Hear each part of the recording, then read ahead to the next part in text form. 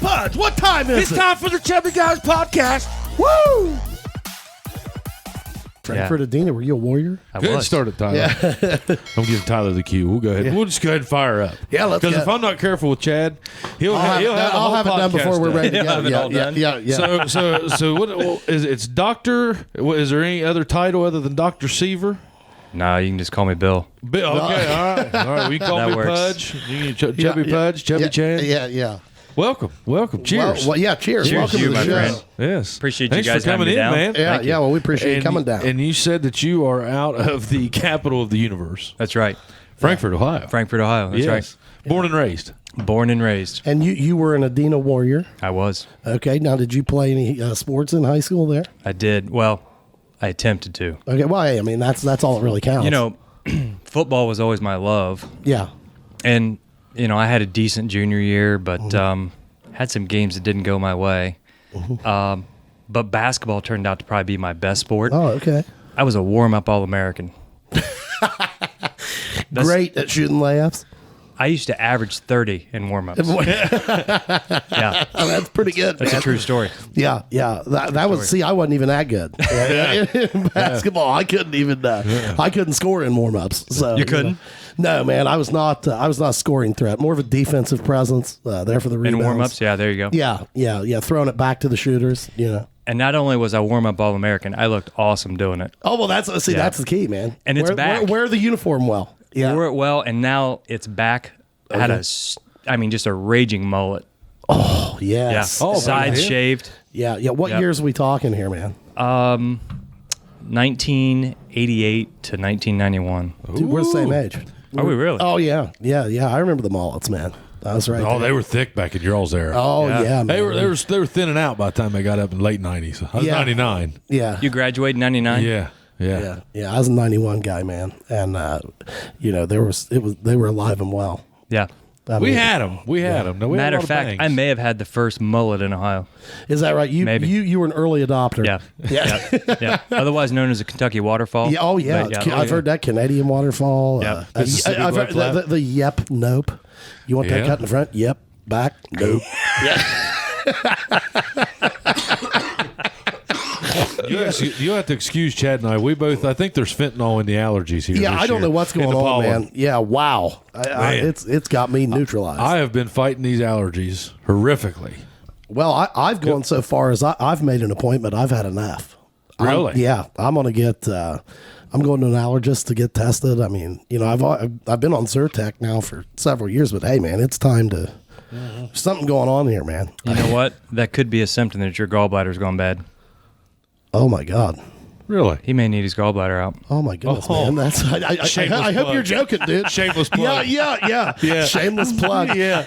So from and if I need my gallbladder out, I know a guy that can do it. Yeah. I happen to know a guy. Smooth play. Yeah, smooth play right there. Very Because I was all in. You could have taken me from there. Yeah. He had me really nervous there. All of a sudden, like, oh my God. Hey, don't be nervous. I'm a doctor. Yeah. So your primary focus, and we were just talking about before the show, is the Da Vinci robot. That's correct. And my dad had it with his prostate cancer. I forget his doctor's name at Adina. He was just trying it out. This has been like 2017, maybe 16, 17. Okay. Smooth. Well, man, I mean, I've had the experience in being in a room where those things are working, and I mean, it makes you hey, guys, try the beardedpup.com. Some of the best men's grooming products available on the market. I'll tell you, I have been a big fan of men's grooming products my entire life. And his post-shave balm is the best that I have ever used in my 48 years. Complete facial moisturizer. You can use it on your arms, face, legs, wherever you want. The cologne at thebeardedpup.com will have your wife all over you. Guys, it's real easy. Just go to thebeardedpup.com, pull out your phone. It's really easy. Very interactive website. You can get on there, order a sample pack of any different product that you may want to try. I am here to tell you, this is Chubby Chad endorsed. I think that it is the best products on the market. Beardedpup.com. Get your phone out and go see it. I think that, wow, how far medicine has come. I mean, True. Because I can't imagine the size of the incision that it maybe used to take, and then now they're using those. Is this one Jamie Lewis helped with? Wasn't she in on some? I don't know. I don't know. Maybe a rep part. I don't know. I mean, I don't know much about it other than that it's becoming, a very, very common practice. I mean, Use it every day. I would go so far as to say, especially for prostatectomy, it's definitely the standard of care. Okay. So if you're having your prostate removed and somebody's not using the Da Vinci system, they're falling short of the standard. Yeah. You might want to get a second opinion. Yeah, for sure. Do you do that? I do not do prostatectomy. That falls in the realm of urology. Okay. Yeah. Okay. They work on cash and prizes. Well, yeah. What? I will handle my own. Yeah. I'm not into handling another guy's cash and prizes. I'm with you. Yeah, totally with you. Tell me this: what when you're talking Da Vinci robot, like what can it be used in virtually anything now? Or I mean, where are you seeing? Is it primarily abdominal surgery, or where? I mean, no. I mean, anywhere there's a space or a cavity. So, chest cavity is becoming, and it's really a unique tool for doing chest surgery. As you can imagine, people are having cardiac bypass with it. Oh, really? They're doing that's right, heart surgery. Okay. And lung resections. And when I trained, we used to do a lot of open thoracotomy, and that's a vicious operation. Oh, man. I mean, you're talking about putting retractors in. Every time you spread it, you give it one more crank just to open it up, and you can hear the ribs and cartilage cracking. And, it's really a painful operation, but that's kind of revolutionized chest surgery. Oh, yeah. Abdominal surgery has come a long way. And I remember, I trained 2005 for residency. Mm-hmm. And back then, I love doing open laparotomies. You got these big incisions, I'm getting to participate in the operation because I got to open and I got to close. Yeah. But it's really a horrific experience for a patient to have their belly opened up, not to mention the downstream consequences later on. Infection and everything. If they need another operation, somebody's been there, their belly's been opened up, they've got all these adhesions potentially, and then it's fraught with danger later on. So laparoscopy came through, really in the early 90s, and then people were slow adopters to that. You probably have family members that had their gallbladder taken when they had the big machete incision underneath the right rib cage, and then laparoscopy comes along and it really changed that. And there's been really a second paradigm shift now with robotics, and robotics is just a far better operation than having to do with the laparoscope. I got on the train early. Okay. I kind of felt like, this is a decent piece of equipment. Mm-hmm. This is here to stay. You're either going to be on the front of the train or you're going to be in the back of the train. Yeah. And I was a guy that was an early adopter. Were you using the laparoscope though? I mean, probably very regularly. Were you kind of trained on that? Yeah, I was fortunate enough that I trained in a community hospital in Youngstown, Ohio, St. Elizabeth's. Yeah. Had 5 or 6 attendings that really helped shape my career. And, I look back and I think about the people that I've been around, and I feel really fortunate for the people that I got to meet at a certain time in my life. And that was definitely a stage in my life where, I felt like I had really great people around me. And so I was pretty proficient with the laparoscope when I came out. And I continued to kind of hone that. But, after about 7 years, I don't want to say I was bored, but it was just kind of the same thing over and over again. And then all of a sudden, this gentleman shows up and he wants to have me come up and take a look at this Da Vinci system. I think, well, I'm pretty good with the laparoscope. I'm not sure, the hospital what's a laparoscope? It's a camera. So with laparoscopy, minimally invasive surgery with just a small camera. Okay. That's the way majority of surgery was done back in the late 90s, early 2000s. And now we've gone from just using a laparoscope where we're holding the camera and holding the instruments with our arms. So whenever they're looking at the machine, what they're seeing up there is what we put a camera inside the belly. That's right. And so now the surgical robot actually holds a camera for you, and it holds the instruments. And then I sit at a console, which is really like a video game. Yeah. It's in 3D. It's kind of on a hood. It's almost like, wearing a VR, if you will. Yeah. Except, you're sitting at a console and your face is down in the hood and you're looking inside the belly through the camera, but it's in 3D. So it's all around you. It's all around you. And the definition's phenomenal. And then the biggest jump to this equipment is the instrumentation is almost 360. So just like my wrist can only turn 180 degrees. Well, this instrument can spin almost 360 degrees, and it's got flexion, extension, and rotation to it. So with the laparoscope, you didn't have that. When I've seen it being used, it almost seems like each finger, like you can even, can you manipulate those controls? Like how? So the controls have two spaces. And most surgeons will use their index fingers and their thumbs, and they're like pinchers. And that's actually what uses the instruments to pinch. Okay. And then when you have your fingers in, you can also roll your hand. Okay. You can go up. You can have some excursion in, out, up, down. It's amazing how precise that thing has to be. It's phenomenal. I mean, does it really? I mean, is it just an extension of your hands? It is, so there's a learning curve to get through. Yeah. When Da Vinci comes to sell you on it, they're trying to sell a machine, trying to sell instrumentation. Yeah. When they come to tell you, they tell you the learning curve's 30 cases. Okay. No. It's 100 cases before you really start to see your times come down to where you're not taking forever to do an operation. Mm-hmm. And now you're getting proficient at it. And then, I've been doing this 10 years. I'm still learning. I'm still getting better. But I'm at the point in my career now where, I've done almost 3,000 cases with the robot. Okay. And I can sit down and do an operation. I can talk about last weekend. I can talk about a flight, whatever else. I just do it because I've just done so much of it. Mm-hmm. So is it a sterile factor or is it a visual factor? Like what, other than the incision going in, the entry to the body, what else are the better qualities about it? Just kind of like sitting down in there with that camera, and that is true. You almost kind of feel like you've plopped up a chair inside the belly and you're just sitting there working, because it is all around you. But a couple things, and it's a great question, because with the laparoscope, if I've got a small tube in somebody's belly and I'm using an instrument and I'm going in and out, and let's say, for example, I'm reaching up to grab the gallbladder. Well, I've got to push on that instrument, right, to go over and grab that gallbladder. Well, the whole time I'm pushing on that instrument, I'm also pushing on that port that's in their belly. Right. And it creates this shear effect on the abdominal wall. Well, with the connective tissue that's over the muscle, there's tremendous numbers of nerve fibers in there.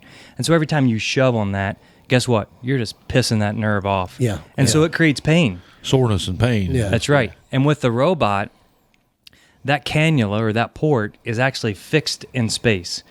I can't move it. Regardless of how much I shove on that console, that port stays right there. The only thing that moves in and out is just the instrument through the tube. And so there's not that, what we call port trauma. There's no shear effect on the abdominal wall once you get it set up. And so it's made dramatic improvements in pain tolerance after surgery. Well, like recovery times have to be better. It's correct? phenomenal. I mean, So I was one of the first ones to do laparoscopic colon resections at Adena, where I used to work.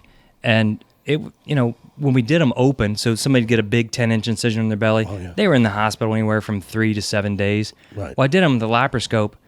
Guess how long they were in the hospital? 3 to 7 days. Oh, okay. Okay, yeah. So there were some that went home earlier, but there was also some that stayed for 7 days or maybe even longer. Right. And so even though they didn't have that big machete incision on their belly, we didn't have to worry about the downstream consequences of a big laparotomy later on. Right. They were still in the hospital long. Well, then the robot comes along, and the first 10 colon resections I do, I mean, they're leaving in 48 hours. I'm thinking, man, something's going on here. Yeah. I'm either really good or this robot's really good. And it really turns out to be the robot. I mean, I'm pretty slick on it, but it's just it completely changed the way we operate. Does it change the game as far as like readmissions and stuff like that? Like Absolutely. Infections. I mean, obviously smaller incisions and things like that. And less blood loss. Right. Okay. I mean, I've had operations where we literally only lose maybe 3 to 4 milliliters of blood. Oh my God. And that's typically from the skin. Right. That's not even intra-abdominal structures. It's just skin bleeding. So it's really changed the game. And now, and you had asked the question before the show about how do people learn on this? Yeah. And it used to be to where we had surgeons, and I'm an observation site, so surgeons will travel in to come watch me. And I've seen less and less of that over the last couple of years. And I think the reason is because most residents are now being trained in training centers, and they're learning before they even come out. Okay. That's awesome. That's man. crazy. I mean, so as a guy that does this, is this your machine or is this the hospital's? I wish, man, if I could charge for it, that'd be awesome. Yeah, I mean, Yeah. No, the hospital owns it. They're about $2 million a piece. okay, man. Yeah, and nobody buys them anymore. It's a lease. It's a lease. Yeah, because it's really this supercomputer. Well, and there's probably constant upgrades and things of that. That's the nature, whole right? reason why you don't buy it. Yeah. Yeah. How's Yeah. does it have software? Like, is it like a cloud-driven base, or what is it? So it's connected to the web, and it's crazy. So they've got this new app. I've actually got an app on my phone. It's called My Intuitive. The company that makes the Vinci Systems, Intuitive Surgical. And so they've got this app, and it shows me all my cases, and it shows me exactly how long I've been sitting at the console, how long it took me to do the operation. It measures me against the U.S. average for all the surgeons doing that same It's got procedure. a dashboard. Wow. Gives me top 10%, and then it gives me what my times are. Oh my. Well, that's cool, man. Yeah. I mean, So it's kind of built like the medical system is just to keep up is having to get in. Not I don't want to say a churn and burn, but how many of these can we get done a day? I mean, there's a demand for what you do. Yeah, I think it's more. There's definitely a demand, but and if you're really good at what you do, then people will seek you out. Yes. But there's also a standard. We don't want to have people asleep forever. right. You've been around anesthesia. Yes. So when you anesthetize patients for hours on end, that's not good for the brain. So Yeah, you're physically shutting it down. yeah, you really need to do a good job. You need to take your time, do a solid operation, but you also don't want to take 8 hours to do it. And so there's a fine line there. Yeah. Wow.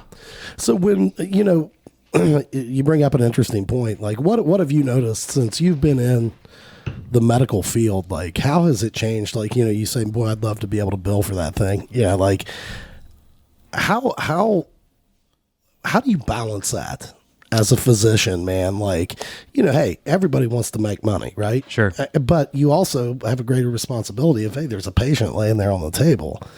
How do you balance the modern healthcare world with insurance reimbursements and, how they're paying things as far as like readmissions and everything? Like, there's so many things that go into that factor, it seems like. Right. How much of your brain as a physician does that occupy? The money part doesn't occupy very much of it. right. Obviously I got to be able to feed my family. Right. I like to eat too. Right. But I kind of have a premise for myself. I just need to do a great job for the person that's in front of me. Right. And if I start yeah. there, then everything else kind of works out. Yeah. I've been an employed physician my entire career. I'm not very business savvy. Okay. Yeah. I'll be the first. I mean, hell, I can't even budget my household. Well, what did But you can run a robot. But I can run a robot, but I can't balance my budget. Well, wouldn't you rather though be the guy that's saying, "Hey, look, man, I'm here for the patient. Like, you guys in these offices, you guys take care of how we're billing this and all this stuff." Well, I did that for the first part of my career, and I got to be honest, health systems in general do a terrible job of employing physicians. Okay. Now, there's some places that do it well, but in general, they do a terrible job employing physicians. And it's kind of funny because, excuse me, when I first got into this, all of the literature was saying, hey, if you do this robotically, it is so much more expensive. Okay. Well, I've just proven that 1,000 times over. Yeah. It's not more expensive. Matter of fact, there's a ton of cost savings to it. And I won't get, Yeah. this podcast isn't long enough to get into that. Right. Plus, nobody, really gives a shit about that. But anyhow, so what I try to do is I try to do the very best operation I can for the patient in the shortest period of time, and I try to be as cheap as possible. And so I'm not using all the latest and greatest and burning through a bunch of instruments, because every time you slide a new robotic instrument in there, cha-ching, $200. So it can really run the bill up pretty quick. So I've streamlined my operations down so much that not only am my time's really quicker than most 10% or it's in the top 10% of the country, Right. but I'm also one of the cheapest. So you do pay attention. Absolutely. To You have what you're to. putting in. Yeah. I don't know if you guys know this, but healthcare is now $4 trillion of the gross domestic product. Yeah. $4 trillion. Yeah. And guess what? In 7 years, it's going to be $6 trillion. Yeah. Right. That's not sustainable. So something's got to change. Right. And we've got to have more people being financially responsible to try to trim costs. And I got some partners, and we're actually working on trying to get an ambulatory surgery center up and running in Southern Ohio. Yeah. And it's going to cut healthcare probably by 60% as far as what the patients are going to be charged. Like in a situation like a surgery center like that, like you're looking at probably 100% outpatient. So the Medicare will set what can be done as an outpatient. Right. There's some surgeries I do that they won't allow for that to be done in an ambulatory surgery center. Okay. That'll probably change because the government's, guess what? I don't know if you guys have realized, but they've been printing some money here of late. Oh, yeah. Yeah. So they're going to be looking to cut some costs here at some point. Sure. Yeah. So I think at some point, a lot of those cases that have to be done in the hospital are going to be moved to the ambulatory surgery center. Look at that change in the last 10 to 20 years. Yeah. Oh, for sure. I mean, there's a lot of those now that are outpatient. Right. People are going in and getting new hips and leaving the same day. The same day. That's right. I mean, why can't whenever you go to the doctor, like take I have a young family, okay, and let's just say that one of us needs blood work. Okay? Sure. Why can't I call the doctor and say, hey, I need some blood work, and they like rattle me off a list of things that I want done, and then they give me a price, and then I go get it and I pay that price? Why can't they do that? Why can't they? They can. Why don't they? Because traditionally that's not the way it's been. And I've got a master's in health administration. And so you know a little bit. Yeah.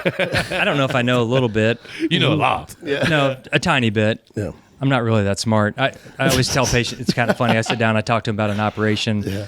I'm a very visual guy, so I draw a lot of pictures. Yeah. And so one of my lines is I'll tell the patients, I got to draw you a picture because I can't read or write so well. And the looks I get sometimes, it's like, yeah. Hey, where's the door? I'm out of here. So it's just the way things have been set up for decade over decade over decade. Okay. And the price transparency is one of the things that's going to happen. It's going to change. It has to. It has to. I mean, you'll go in. It's like you'll go in for blood work, and then next, I could see, $200 or $300. You're there 45 minutes. You have some tests done. They got to send it off. There's some labor in there. Let's just say your standard blood work. Triglycerides, insulin levels, and all that stuff. Why? And then, like, miraculously, you just get a bill and it's $1,100, and it's like. Well, see, I think a what lot of happened it, here? has to do with like your what your insurance coverage. Well, is. but I don't understand why that transaction. It seems like there's a great big old circle that's real muddy and like a swampy area that it goes in one side and it comes out the other, and you never know what it's going to pop out as. Is it going to be a glob of moss or a glob of mud? But and then it's, by the time it circles back down to you, and it's like, why can't I just take that bill, okay, and I either pay it or I give it to my insurance if I've met my deductible and my insurance reimbursed me? Why is that so hard? It shouldn't be. This really should not be. Here's what happens. So you've got Medicare, Medicaid, government payers, and then you've got private insurance. Yep. And so hospital or health systems will inflate the prices so much because they never want to for a certain patient. for an insurance company. They never want to leave dollars on the table. So if let's say a lab should be, let's say they're charging $100, and in actuality, they could probably still make money if they're getting $10. But they may have an insurance company that's willing to pay $115. Yeah. Yeah. And so they'll charge $200. So they're going to wait and see what that insurance company's standard and I think that they go into it knowing, hey, we're not going to get the full price. Oh, So absolutely. let's get it up here, Right. and then And there's got to be some cost sharing because they're not going to get the amount of money they want out of the government payers. And so they set this really high price. The insurance then pays much higher, right? What helps cover what they're losing on the government side? I mean, it's no different than like long-term care. Long-term care, that transaction is very transparent. Oh, yeah. You either forego your assets or you pay your monthly bill, or that's right. grandpa's out. That's right. Yep. Okay. Yep. Why is it not? I just do not understand. I think it could be headed that way, but I mean, you're looking at an industry though right now where you've got third-party companies that are now taking care of billing. You got third-party companies that are doing prior authorizations from insurance companies. I mean, the consultation services in healthcare is staggering. Yeah. And you talk about why is it so expensive? That. Yeah. But hey, what about the C-suites? Yeah. The CEO, the COO, the CFO. Yeah. right. None of those people drive any revenue at all. They're all overhead. And they've all got big salaries. Big salary. Oh, yeah. And so that's why ambulatory surgery centers, I think, is going to be a winner. Yeah. Yeah. soon. Yeah, I mean, if a doctor goes and I go to my family doctor and he says, "Hey, Pudge, you need your gallbladder taken out." Okay, what's your bill for this visit? We're either going to pay or we're going to take that and we're going to give it to my insurance company. I go to you and I say, "Here's my recommendation. You call, verify it, schedule me up. Boom." That should be so. I mean, you've got a phone charger on a business card. Yeah. Like it just tells you where how easy this really could be if they wanted it to be. Right. There's change coming. It'll have to. Yeah. Tell me this. Not to completely Well, hang on, change. before I gears. look stupid, just so everybody. Did you see those? Oh, I did. Yeah, these are amazing, man. He's got a business card with a flash drive on Yeah, it. this one's got the flash drive. How's that work? You just spin it right spin it there. right Yeah. there. I mean, yeah. USB. Oh, USB card and it holds what? 4 gigabytes. 4 gigs. Yep. 4 gigs is pretty. Yeah, That's a pretty yeah, good amount. Yeah. And Jason Prater. Do you guys know Jason? Oh yeah, yeah. You do? Oh, yeah, Oh yeah, well, yeah. you mean the man that's driving around all the luscious cars now? Yeah. Yeah. That's. I told him I was going to bust his chops when I got that. Yeah, Prater's a big timer, man. We've been trying to get Jason Prater to sit in that seat right there. He won't do it. Will not do it. He won't. Too shy, man. He gets a little gun shy around the camera. I've noticed that. Well, He tries knows to both play- of us well enough to. Yeah. to He tries to play this. Well, I'm too busy. Yeah. Roll and I mean, Hey, he just just puts me own off. it, Wait a Prater. minute. Own Too it. busy. Yeah, I'm not yeah. even sure what this guy does. Oh, Yeah. exactly. He has coffee. Yeah. I do know that. I told him Own that- it, Prater. You're big legging us, dude. Just own it. I told him today. We was joking. He said, "I said I like her." I said, "You got your new card?" He said, "Yeah." He said, "Tell everybody I've got this underground business." And I said, "Yeah, I'm gonna tell everybody AP Prep's a sweatshop." That's right. And that's what they do up there instead of box. They just knit. Yeah. So it was Prater's idea. He put the QR code. Oh yeah. Goes right. Prater's pretty smart. Yeah, he is a bright guy. Yeah. Anyhow, that goes to my website. You can schedule an appointment, call me, That's ask awesome, questions, man. whatever. Send me an email. Yeah. I was talking to somebody today, and we were talking about the simplicity. Oh, it was my cousin David at the funeral home, and I said, I know it's kind of weird to think about, but I said, even you at some point will have to get process oriented. Oh. You will have, whenever you call in, are you calling about funerals or cremation? And press 1. And I said, why wouldn't you? It's so easy to streamline stuff. Yeah. Now. People want that. Oh yeah. They expect it. They expect it now. Yeah, it's got to be easy, or they're going to go to the next guy, man. I mean, that's going to be life. But the thing that intrigues me, I mean, let's kind of come full circle here. And we're going to take a break because I'm about to sweat to death. Are you? Okay. You guys Well, sweating. we can wait then. Webb, I you want got to get here, Webb. I want to talk to you though about you're a local guy. That's right. You go off, get training, and you decide to practice in the area that you grew up in. Right. And I think that's cool because I don't think that that's something you see a lot. I wish it happened more. Yeah, I mean, because the people of Southern Ohio. I mean, We're it's- special. Yeah. I mean, you speak the language. You could translate, and I guess let's maybe take a little break and then get back and hot? let's talk about being He needs kinda another- comfy. he being needs a beer. being an Appalachian doctor. Okay. Part Sounds 2 good. coming up. Part 2 Tune coming in. up. Boop.